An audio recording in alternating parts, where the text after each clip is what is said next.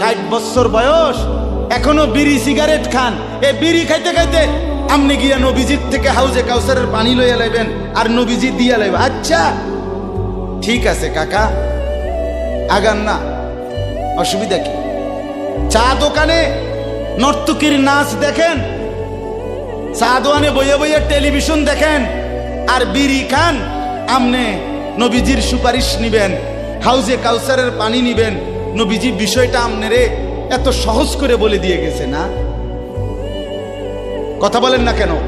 নবীজি এ কথা বলছে, উম্মত চুরি ডাকাতি জিনা ব্যভিচার মদ জুয়া নাচ গান টেলিভিশন নাটক সিনেমা বিড়ি সিগারেট তুমি সব করতে থাকো, তোমার জিডা মনে কয়টা করো, হাসরের ময়দানে শুধু আমার দ্বারে আইও, আমি বেহেশতে পাঠাই দেবো। এটাই তো সুপারিশ না? তো আমনে ঘটনা কি, কাহিনীটা কি তাইলে?